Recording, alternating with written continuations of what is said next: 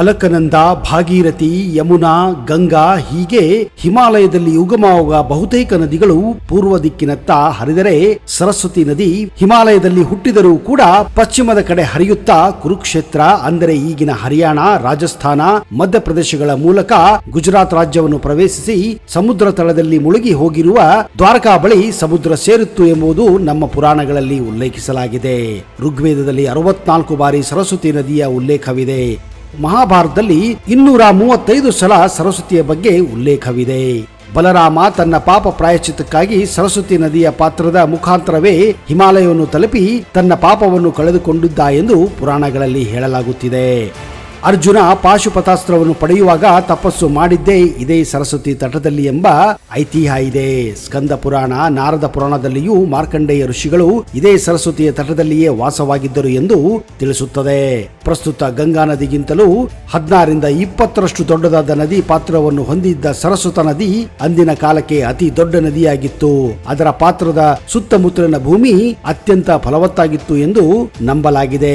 ಇಂದಿನ ರಾಜಸ್ಥಾನದ ಥಾರ್ ಮರುಭೂಮಿಯಲ್ಲಿ ಒಂದು ಕಾಲದಲ್ಲಿ ಸರಸ್ವತಿ ನದಿ ಹರಿಯುತ್ತಿದ್ದಳು ಎಂದು ಇತಿಹಾಸಕಾರರು ಹೇಳುತ್ತಾರೆ. ಇಷ್ಟೆಲ್ಲ ಪ್ರಸಿದ್ಧಿ ಹೊಂದಿದ ಪ್ರಸಿದ್ಧ ಸರಸ್ವತಿ ನದಿ ಇಂದೇಕೆ ನಮಗೆ ಗೋಚರಿಸುತ್ತಿಲ್ಲ?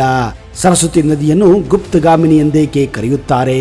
ಈ ಎಲ್ಲ ಮಾಹಿತಿಯನ್ನು ಇವತ್ತಿನ ಈ ವಿಡಿಯೋದಲ್ಲಿ ನಿಮಗೆ ತಿಳಿಸ್ತಾ ಇದ್ದೀನಿ. ಅದಕ್ಕಿಂತ ಮೊದಲು ನೀವು ನಮ್ಮ ಚಾನೆಲ್ಗೆ ಹೊಸಬರಾಗಿದ್ದರೆ ದಯವಿಟ್ಟು ಈಗಲೇ ಸಬ್ಸ್ಕ್ರೈಬ್ ಮಾಡಿ, ಜೊತೆಗೆ ಬೆಲ್ ಐಕನ್ ಕೂಡ ಪ್ರೆಸ್ ಮಾಡಿ. ನಮಸ್ಕಾರ ಸ್ನೇಹಿತರೆ, ಫೋಕಸ್ ಯೂಟ್ಯೂಬ್ ಕನ್ನಡ ಚಾನೆಲ್ಗೆ ಸ್ವಾಗತ, ಸುಸ್ವಾಗತ. ಹಿಮಾಲಯದ ತಪ್ಪಲಲ್ಲಿ ಕಾಲ ಕಾಲಕ್ಕೆ ತಕ್ಕಂತೆ ಭೂಕಂಪಗಳು ಆಗುತ್ತಾನೆ ಇರುತ್ತವೆ.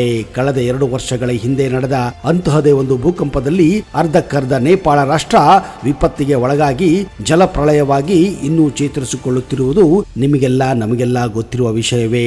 ಅಂತೆಯೇ ಸಾವಿರಾರು ವರ್ಷಗಳ ಹಿಂದೆ ಸರಸ್ವತಿ ನದಿ ಪಾತ್ರದಲ್ಲಾದ ಭೂಕಂಪದಿಂದಾಗಿ ಸರಸ್ವತಿ ನದಿ ಇಬ್ಬಾಗವಾಗಿ ಒಂದು ಭಾಗ ತಮಸಾ ನದಿಯ ಮೂಲಕ ಈಗಿನ ಯಮುನಾ ನದಿ ಸೇರಿಕೊಳ್ಳುತ್ತದೆ ಮತ್ತು ಮತ್ತೊಂದು ಭಾಗ ಭೂಮಿಯೊಳಗೆ ಅಂತರ್ಮುಖಿಯಾಗಿ ಮಾಯವಾಗುತ್ತದೆ.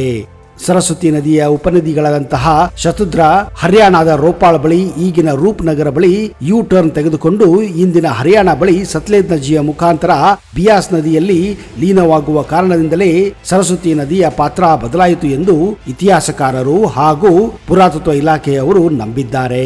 ಆದರೆ ಇಂದಿಗೂ ಕೂಡ ಸರಸ್ವತಿ ನದಿಯ ಪಾತ್ರದಲ್ಲಿದ್ದ ಹಲವಾರು ಉಪನದಿಗಳು ಮಳೆಗಾಲದಲ್ಲಿ ಉಕ್ಕಿ ಹರಿಯುವುದನ್ನು ನೀವು ಕಾಣಬಹುದು. ಅಂತಹ ನದಿಗಳಲ್ಲಿ ಗಗ್ಗರ್ ನದಿಯೂ ಕೂಡ ಒಂದಾಗಿದೆ ಮತ್ತು ಅದೇ ನದಿಯ ಪಾತ್ರದಲ್ಲಿ 100 ಮೀಟರ್ಗಳ ಉದ್ದ ಮತ್ತು ಅಗಲದ ಹಲವಾರು ಸರೋವರಗಳು ಇಂದಿಗೂ ಪ್ರಸ್ತುತವಾಗಿರುವುದು ಸರಸ್ವತಿ ನದಿಯ ಉಪಸ್ಥಿತಿಯ ಬಗ್ಗೆ ಸಾರಿ ಹೇಳುತ್ತವೆ. ಇತ್ತೀಚೆಗೆ ಜರ್ಮನಿನ ಕೆಲವು ವಿಜ್ಞಾನಿಗಳು ರಾಜಸ್ಥಾನ ಮರುಭೂಮಿಯಲ್ಲಿ ಮಣ್ಣು ಪರೀಕ್ಷೆ ಮಾಡಿ ನೋಡಿದಾಗ ಸಾವಿರಾರು ವರ್ಷಗಳ ಹಿಂದೆ ಇಲ್ಲಿ ಒಕ್ಕಲುತನ ಮಾಡುತ್ತಿದ್ದರು ಎನ್ನುವ ಕುರುಹು ಕೂಡ ಸಿಕ್ಕಿದೆ. ಇದಕ್ಕೆ ಪೂರ್ವಕ ಎನ್ನುವಂತೆ ಸರಸ್ವತಿ ನದಿಯ ಬಗ್ಗೆ ಇನ್ನೂ ಹಲವಾರು ವಿಜ್ಞಾನಿಗಳು ಸಂಶೋಧನೆಯನ್ನ ನಡೆಸುತ್ತಿದ್ದಾರೆ. ಈ ಸರಸ್ವತಿಯ ನದಿಯನ್ನ ಮತ್ತೆ ಹರಿಯುವಂತೆ ಮಾಡಬಹುದೆಂದು ವಿಜ್ಞಾನಿಗಳು ಕೂಡ ನಂಬಿದ್ದಾರೆ. ಆದರೆ ಆ ಕಾಲ ಯಾವಾಗ ಬರುತ್ತದೆ ಎನ್ನುವುದು ಕಾದು ನೋಡಬೇಕಾಗಿದೆ. ಪ್ರತಿ ಸಾರಿಯೂ ನಾವು ಗಂಗೆಯನ್ನು ನೆನೆಸಿದಾಗ, ಯಮುನೆಯನ್ನು ನೆನೆಸಿದಾಗ ಸರಸ್ವತಿಯನ್ನು ಕೂಡ ನೆನೆಸುತ್ತೇವೆ. ಆ ನದಿ ಮತ್ತೆ ಹರಿಯಲಿ ಎಂದು ನಾವು ಕೂಡ ಆಶಿಸುತ್ತೇವೆ.